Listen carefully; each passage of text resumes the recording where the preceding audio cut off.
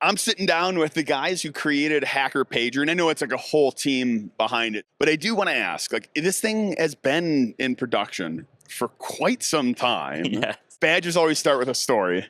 Mm. Where did this one come from? You want me to take this one? Yeah, yeah. I think it was your idea. Yeah. So, every year we try to come up with something that would be just like really great for the community.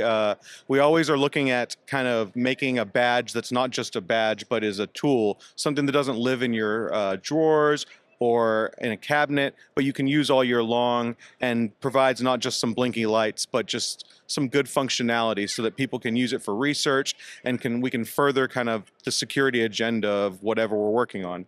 And so for this, we're big fans of hackers. We watch it every year. We quote it. We yell it through the halls. It's our mantra. We hack the planet.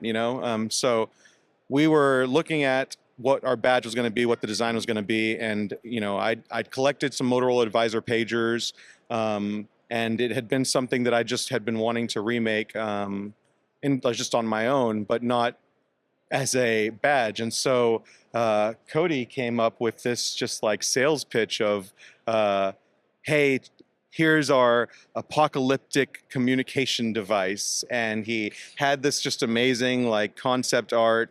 And he came to us and said like, I took the idea and I made it great. And so it was, from that point, we knew that was the badge. That was what we were going to do. We didn't at that point have a second choice or a third choice. It was that one or nothing. And we tried really hard to get it for last year's DEF CON. Admittedly, and I'll let Cody tell his story on this, but we didn't get assembly in time, and everything that we had, we were trying to do from a new perspective, trying to build a case and not trying to build just some PCBs stacked. And so I'll let Cody talk about that whole process. If you want to get into it. Yeah, jump on in. Yeah, for sure. It was, admittedly, over ambitious. We had done a couple badges before, which are, a little more kind of standard, where it's just a PCB that clips to a lanyard, and you can kind of get them produced relatively easily, and we had done that. But to kind of realize this pager aesthetic, we had to make a device which had like a case and like a screen that mounts and like buttons for the UI, and it got like successively more and more sophisticated, to the point where we didn't entirely know what we were in for. We did really push to get these available for last year, and we had a huge batch of circuit boards. So the main circuit board that drives the whole thing coming in, and it got just stuck in customs for weeks and weeks and weeks, and it was. Looking back on it now, maybe that was for the best, because we've had like another year to really polish it and kind of get it ready, and it's in such a better state now than it was last year. But we talked generically about features. I know it integrates with Meshtastic. Yep. Talk me through some of the features, because it's called the HackerPager, so you would imagine you'd be able to like reach out to people on it. Yeah, for sure. So, immediately kind of jumping off of Xenofex's idea from like, let's make something that kind of, calls back to the movie Hackers. We had a couple people on our team playing around with Meshtastic and LoRa communicators. So, but people watching, Meshtastic is becoming a very, very popular kind of text messaging, group chat, local protocol that runs over this LoRa radio standard that can communicate for very long distances. So we were kind of excited about that. So we're like, let's, it's a pager, it should communicate. So we wanted it to be a LoRa radio. It's got Meshtastic, but we wanted HackerPager to be both kind of a communication device, but also sort of a hacker's toolbox. So we worked pretty hard to get features in here that can help hackers get into that kind of LoRa ecosystem and stuff. So, first off, it's just an open source development platform. We've got the firmware. You can add stuff if you want based off the Meshtastic firmware. but we've got some tools out of the box just for helping understand LoRa. So we've got So let's do this. Let's jump over to the overhead let's do camera, it. and then we can run through those features. We are on the Meshtastic network for DEF CON. They've got a special channel set up that deals with the size of the conference a little bit, so you can see messages streaming in here. Hopefully, nothing too naughty in here. It is DEF CON though. So these are live from anyone with a Meshtastic device. There's a huge ecosystem of Meshtastic devices. So people are using them to just kind of chat about the conference. And it's, we're on the mesh. You can see right now, in the last 10 minutes we've seen 59 nodes come up just kind of around us, and since I kind of last reset this, which was maybe kind of yesterday, I have like 200 nodes, maybe more. I think I'm kind of capped out on my node database. So yeah, tons and tons of people on Meshtastic. So we wanted more than just messaging. We wanted to, provide tools that people could start to get into the LoRa ecosystem, play around with stuff. So first thing that's probably the most useful for people looking to learn more about LoRa is we've got packet capture right on the device. So LoRa's got a bunch of different kind of like channel settings you can listen to on different frequencies over different other kind of radio settings, and you can just start writing to a file. We've got an SD card in this thing, so we're just dumping to a normal PCAP file, and then we've got a Wireshark plugin, so you can load that up, and we'll decode all the packets, decrypt packets that we have the keys for, and it helps you really understand what's going on. You see all the not just the messages, but you also see all the telemetry packets and all like the node mesh communication and stuff. So it's a super cool way to learn more about LoRa. Yeah, it's cool because it's like LoRa is one of those ones which isn't really easily captured off a computer. You always need you need a specialty device. Exactly. So yeah, just like getting visibility into that, and you can see the packets are streaming in super fast because the network at DEF CON's obviously pretty crazy. But yeah, it's difficult to hack what you can't see. So first step is like being able to see the traffic. So that's the thing we focused on first. We also set up a Wireshark dissector, so you can download that and get the functionality within Wireshark to be able to do all your basic packet capture analysis that you're normally used to, filters and everything, with channel key decryption and everything. So it's pretty solid for that. All right, what else? Yep. So up next, we got a kind of spectrum analyzer scanner here that's super basic, but it just lets you kind of sweep across the spectrum and try and find what frequencies are sort of active to help you hone in on what to listen to with the capture tool. So we just did a scan here, and you can see, since this is DEF CON, there's a lot of activity, but we got like a big spike over here at like 903 megahertz. There's like more activity down, way down over here. So you can use this to kind of listen more broadly and figure out what you might want to do packet captures on. We got like 852 megahertz, stuff like that. And then we also want this to be, kind of a developer platform for people who want to mess around with this stuff. So we, in addition to all this firmware to being open source based off of Meshtastic, GPL licensed, we have the ability for you to write to the baseband of the radio as well. So if you want to play around with modifying that, that's something we'll let you do. Yeah, and we're essentially looking at releasing some new research that will leverage people's HackerPagers or any updates that are pushed upwards to the Heltec devices or the Meshtastic kind of ecosystem. Not necessarily in Meshtastic, because we don't know if we can push that into their code base, but more so other devices. We build everything open source so that the community can benefit from it.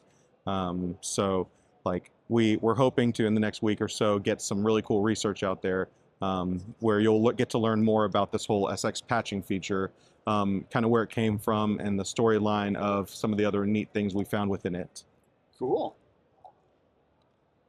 Yeah, and finally, it's also a badge, so it's got lights and lots of blinking LEDs, as you've seen. We've got, some little chip 8 emulator on here for some games. So if you want to play, some games or something, we've got fun stuff on here too, because it's got to be fun. So I want to go back. I want to Yeah. say I wanted to send a message out. for sure. Is this capable of creating and sending the message as well? Because Right. most Mesh Yeah. devices, you have to use a phone or something like that. Totally, yeah. I kind of glossed over that. So one thing that was super important to us is that this kind of can be a standalone device. Out of the box, you turn it on. It takes you through a setup flow directly, so you don't need a phone to use it. We still completely compatible with the Meshtastic app if you do want to use it from your phone. But you can set up, you can read messages, and we have an on-screen keyboard, so you can absolutely send messages if you want to. It's a little more tactile than getting it out on your phone, but we got everything you need in here. But it's a true standalone device. It is a true standalone device. You got an emoji keyboard in here. We can send a waving hand emoji, and we can send this out to the mesh so everyone can see our message. Huge credit to Ian and Cody because they had to support emojis on this very, very retro style display. And the Meshtastic community loves sending emojis. So Ian and Cody added just a ton of functionality in here to support people's general messaging use and to make it as just intuitive and easy to use as possible. So a lot of credit goes to them, and also SGX for the case design. Absolutely. The whole team worked on it, but those three really did so much. Yeah, we had a great team working on this. Yeah, there is no freely available 8x8 pixel emoji font, it turns out. So no one's making emoji for retro graphic LCDs, so we had to kind of carve our own path there. Anytime you take on any badge, it's always things like and this goes beyond. It's not just a circuit board badge. It's the molding. It's the buttons. It's all the things and all the nonsense that goes with it. Stopping customs. If someone wants this one, where do they actually go to get one? Sure. So HackerPager.net is our website, HackerPager.net. We are currently out of stock. We've had a tremendous response from the community. We actually sold out all of our inventory in less than 3 minutes, and that was not at all expected. No. I'm sure it made some people salty, and we're really trying to make sure that doesn't happen again. But admittedly, each pager took over an hour of assembly. Even the previous version that we had an issue where we didn't anticipate for the amount of pressure that was created from the display on the board with its pogo pins. And all that pressure ended up meaning that when you were originally, prior version that you guys won't get, it would have restarted as you were pushing buttons. So we had to go through and create a brace to deal with that. And then, another funny part about all this is since we had to bring all the stock here and we were trying to bring as much as we could, Cody managed to fly on a plane with a lot of badges in his carry-on, right?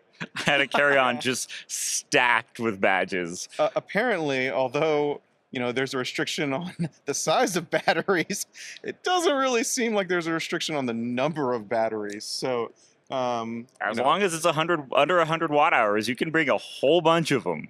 Oh man!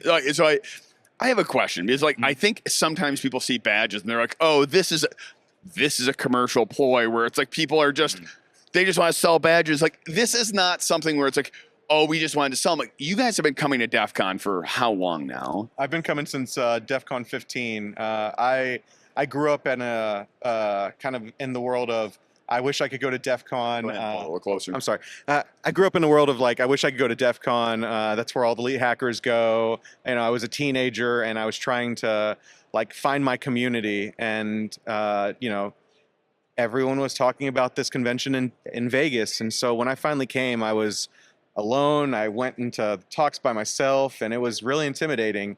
But as we all kind of created our own community of hardware hackers, embracing DEF CON was really important to us because like that's the community we support, we wanted to be in. We we love kind of the semi-malicious love of anarchy. It's like if you watch the movie Hackers, there's a lot of that in it, and I think that's why the HackerPager kind of resonates with everyone. I think that's why we love DEF CON so much, and why we're so happy to be here. And to touch on the commercial product side of things, if you guys think it looks like a commercial product, that's really special to us because we've gone through a lot of badges that didn't even look like badges. And in this, we tried really hard for y'all. So we really hope you like it. We really appreciate the support. And we're trying to figure out how we can not only make this better, but step up to the plate again with another type of item / product / badge, whatever it is, whatever you can call it.